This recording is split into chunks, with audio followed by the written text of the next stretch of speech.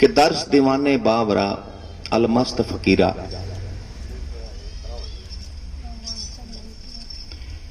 कि ऐसे फकीर उनकी रहनी बताई है कि उस परमपिता परमात्मा के दर्श का दीवाना, दर्श दीवाने बावरा अलमस्त फकीरा, एक अकीदा कि जिनको एक आस, एक विश्वास, एक अकीदा होता है, एक अकीदा रख रहे ऐसे मत के धीरा। ले दर्श दीवाने बावरा अलमस्त फकीरा, एक अकीदा ले रहे ऐसे मत का धीरा। कहा हृदय में महबूब कि वो मालिक, वो परमात्मा हर घड़ी हर पल उठते बैठते खाते पीते हर वक्त उस साहिब की याद। कि हृदय में महबूब है हर दम का प्याला। देखिए कितना अच्छा समझाया है कि वो मालिक तो हर वक्त अपने हृदय में है और हर दम का प्याला, कि हर श्वास के साथ अपने गुरु महाराज का नाम सुमरना। हर दम का प्याले का मतलब यही है भाई। हृदय में महबूब है हर दम का प्याला, और पीवेगा कोई जोहरी गुरुमुख मत वाला। कि ये जो रहनी है, ये जो बात है, कोई गुरुमुख का गुरुमुख जीव होगा, एकाध कोई गुरुमुख जैसा जीव है जो पीवेगा। आगे बता रहे हैं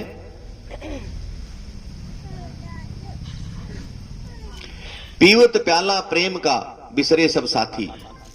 कि जिन्होंने उस मालिक के नाम का सुमरण किया है, परमात्मा के नाम का भजन किया है, पीवत प्याला प्रेम का बिसरे सब साथी। और फिर उनको जो इस नाम का सुमरण करते हैं, प्रेम का प्याला पीते हैं, आठ पहरियों घूमते, जैसे जंगल के अंदर हाथी घूमता है, बिल्कुल निश्चिंत निर्बंध, आठ पहरियों घूमते जैसे मंगल हाथी। दर्श दीवाने बावरा अलमस्त फकीरा। फिर कहा कि उनको किसी प्रकार की शंका नहीं होती, बंधन काटे मोह के। जो इंसान मोह ममता में नहीं पड़ता और मालिक के अंदर पूर्ण रूप से विश्वास करता है, पूर्ण रूप से समर्पित होता है, बंधन काटे मोह के, बैठे निरशंका। कि मोह ममता के बंधन को काट करके सभी शंकाओं से दूर बैठे निरशंका। वहां की नजर ना आवता क्या राजा रंग का। वो सबको एक समान देखते हैं, सबको एक भाव देखते हैं। उसकी नजर में न राजा है, न रंग है, न अमीर है, न गरीब है, और सबको एक मति से, सबको एक भाव से देखते हैं। फिर कहा उन्हें किसी महल हवेली या किसी इस चीज की भी जरूरत नहीं है। धरती तो आसन किया तंबू आसमाना। कि जैसे ये पृथ्वी माता है, कहीं पर भी आसन लगाया और परमात्मा का भजन किया।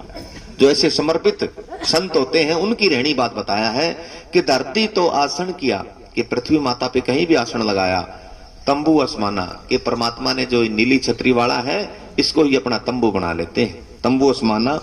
और चोला पहरा खाक का रहा पाक समाना। कि सबको पता है ये चोला एक दिन तो खाक में मिलना है, और इसके अंदर वो पाक पवित्र मालिक का नाम हर वक्त उनके दिलो दिमाग में रहता है। फिर कहा सेवक को सतगुरु मिले, कि संपूर्ण गुरु हो और सामर्थ गुरु हो और समर्पित शिष्य हो। समर्पित शिष्य का मतलब पहली बात तो सामर्थ गुरु होने चाहिए, और जब सामर्थ गुरु हो तो शिष्य को भी समर्पित होना चाहिए, तभी कृपा होती है। सेवक को सतगुरु मिले, फिर काहे की कमी रहती है? कुछ किसी प्रकार की कमी रहती ही नहीं। कहे कबीर निज घर चलो जहां काल ना खाई, फिर वहां काल पहुंचता ही नहीं है। वो फिर बेगमपुरा, अमरपुरा, सचखंड, सतलोक, वहां गुरु महाराज कृपा करके उनको वो रहनी प्रदान कर देते हैं। तो सत्संगी प्रेमियों, आज हर महीने की 16 तारीख को इस आश्रम में दरबार लगता है और साथ संगत श्रद्धा से, भाव से लोग आते हैं। मैं जो सत्संग में पहुंचते हैं उनका तहे दिल से आभार करता हूं। क्योंकि सब कुछ मिल जाता है, लेकिन परमात्मा का सत्संग बड़ा दुर्लभ है। और सब कुछ मिल जाएगा आपको, कहा यहां तक बताया संतों ने कि माता पिता मिल जाएंगे 184 मां, गुरु सेवा और हरिबंद की फेर मिलेगी ना। कि माँ बाप तो सभी योनि में मिलते हैं, सभी जीवों को मिलते हैं और मिल जाएंगे, लेकिन संत साथ साथ यही समझाते हैं कि माँ बाप सर्वप्रिय हैं। जब हम सत्संग शुरू करते हैं तो सबसे पहले माँ बाप की वंदना करते हैं कहा पहले किसे मनाइए और किसका लीजिए नाम, फिर पहले माता पिता, फिर गुरु, फिर भजो धनी का नाम। लेकिन साथ में ये भी संत समझाते हैं कि भाई माँ बाप तो हरियोनी में मिल जाएंगे, लेकिन गुरु की सेवा और परमात्मा की बंदगी सिर्फ इस चोले में, आदम दे चोले में मिलेगी। फिर तुम सोचते हो कि और तुम्हें मिल जाएगी, नहीं मिलेगी। तो ये संतों ने स्पष्ट समझाया है, सच्चा है।